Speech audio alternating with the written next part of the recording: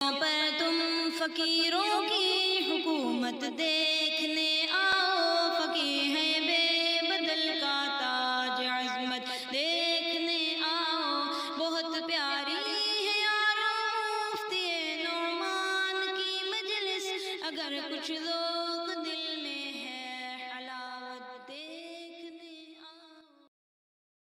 نحمده ونصلي ونسلم على رسوله الكريم من يومنا هذا إلى يوم الدين، أما بعد فأعوذ بالله من الشيطان الرجيم، بسم الله الرحمن الرحيم. يا أيها الذين آمنوا إذا جاءكم المؤمنات مهاجرات فامتحنوهن.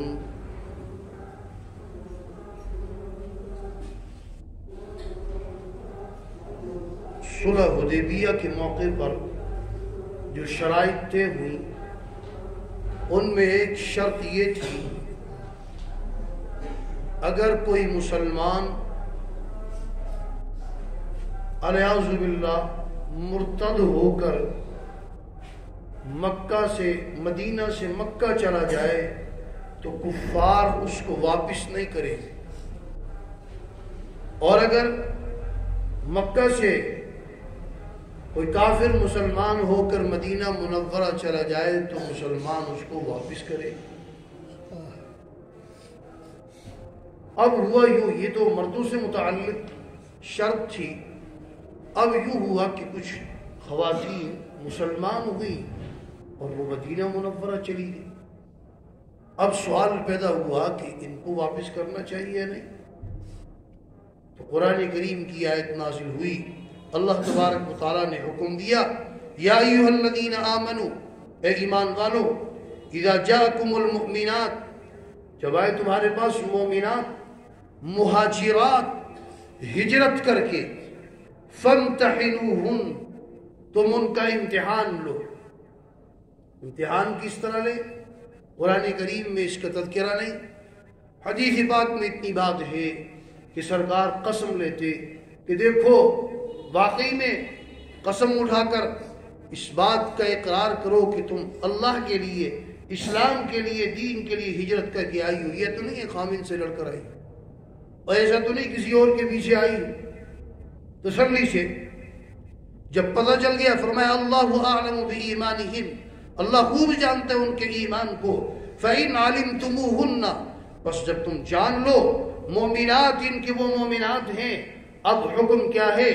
فَلَا تَرْجِعُوهُنَّ إِلَى الْكُفَّارِ، تم نے ان کو نہیں لوٹانا کفار کی طرف۔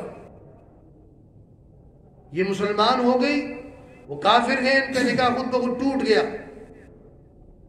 اب ان کو کفار کی طرف نہیں لوٹانا۔ لَا هُنَّ حِلٌّ لَهُمْ، نہیں ہے یہ حلال ان کافروں کے لیے، اپنے شوہروں کے لیے جو کافر ہیں، وَلَا هُمْ يَحِلُّونَ لَهُنَّ، اور نہیں ہے وہ حلال ان کے لیے، ان عورتوں کے لیے، یہ ان پر حرام ہو، ان پر حرام ہو گئے۔ اختلاف دینین، اس سے نکاح ٹوٹ جاتا ہے، اب یہ ان کے لیے حلال نہیں ہے۔ اب اگلا مسئلہ یہ حلال تو نہیں ہے، لیکن انہوں نے مار تو دیا ہے نا، کافروں نے بھی مار دیا ہوا ہے، انہوں نے بھی خرچ کیا ہوا، اس کا کیا ہوگا؟ فرمایا وَآتُوهُمْ مَا أَنفَقُوا، اور تم دو ان کو جو انہوں نے خرچ کیا ہے وہ خرچ ان کو دے دو، لیکن جو ہجرت کر کے آئی ہیں، مسلمان ہو کر آئی ہیں، ان کو واپس نہیں کرنا، ان کا مہر ان کو دے دو۔ وَلَا جُنَاحَ عَلَيْكُمْ، اور تم پر کوئی حرج نہیں أَن تَنكِحُوهُنَّ، کہ تم ان سے نکاح کرو، إِذَا آتَيْتُمُوهُنَّ أُجُورَهُنَّ، کہ جب تم ان کو ان کا مہر دو، جب مہر دو تو کوئی حرج نہیں ہے۔ وَلَا تُمْسِكُوا بِعِصَمِ الْكَوَافِرِ، اور نہ روکے رکھو بِعِصَمِ الْكَوَافِرِ، کافرہ عورتوں کے ناموس کو۔ عصم یہ عصمتن کی جمع ہے، اس کا معنی حفاظت، کوافر کافرتن کی جمع ہے، مطلب یہ جو کافرہ عورتیں ہیں ان کو اپنے نکاح میں نہیں رکھو. وَاسْأَلُوا مَا أَنفَقْتُمْ، اور مانگ لو ان سے جو تم نے ان پر خرچ کیے. وَلْيَسْأَلُوا، چاہیے کہ وہ بھی مانگ لیں مَا أَنفَقُوا، جو انہوں نے خرچ کیے. ذَلِكُمْ حُکْمُ اللَّهِ، یہ اللہ تبارک و تعالیٰ کی طرف سے حکم ہے. يَحْكُمُ بَيْنَكُمْ، آپس میں اس طرح فیصلہ کرو. وَاللَّهُ عَلِيمٌ حَكِيمٌ، اللہ تبارک و تعالیٰ جاننے والے، حکمت والے. وَإِنْ فَاتَكُمْ شَيْءٌ مِّنْ أَزْوَاجِكُمْ إِلَى الْكُفَّارِ، اور اگر کوئی چیز فاتکم، یہاں فاتکم کا معنی فوت ہونا نہیں ہے، فاتکم کا معنی ہے کوئی چیز رہ گئی تم سے، تمہاری من ازواجکم الی الکفار، تمہاری بیویوں کی طرف سے کفار کی طرف. فعاقبتم، بس تم اس کی گرفت کرو. فآتوا الذین ذهبت ازواجهم مثل ما انفقوا، تم دو. فآتوا الذین ذهبت، جو رہ گئی ہے، ازواجهم، ان کی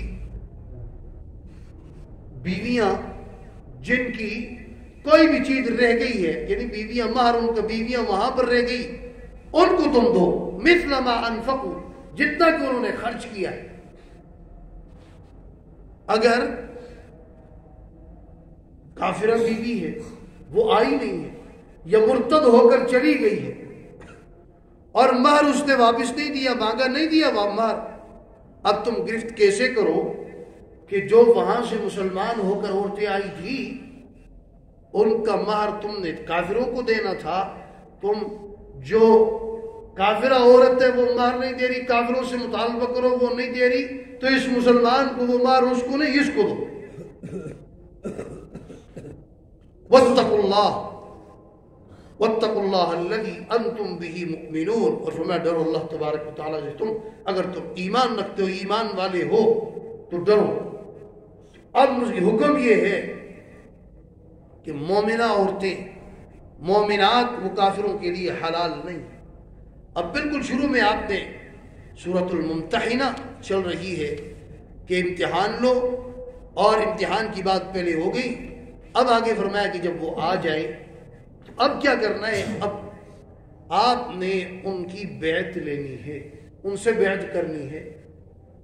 سرکار کے ہاتھ پر انہوں نے بیعت کرنی ہے، اور بیعت کیا کرنی ہے آگے اس بیعت کا تذکرہ ہے، اور انشاءاللہ اس بیعت کا تذکرہ تفصیل کے ساتھ آئندہ درس میں ہوگا کہ بیعت کیا ہے، اور قرآن کریم نے بیعت کس چیز پر کی، سرکار نے بیعت کس چیز پر کی، بیعت کہتے کسے، ایک بہت تفصیلی مضمون ہے.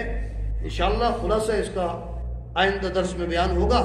اللہ تبارک و تعالی ہم سب کو قرآن و سنت کی تعلیمات سمجھ کر اس پر عمل کرنے کی توفیق عطا فرمائے. وآخر دعوانا ان الحمد للہ رب العالمین. تبارك الذي نزل الفرقان على عبده ليكون للعالمين نذيرا.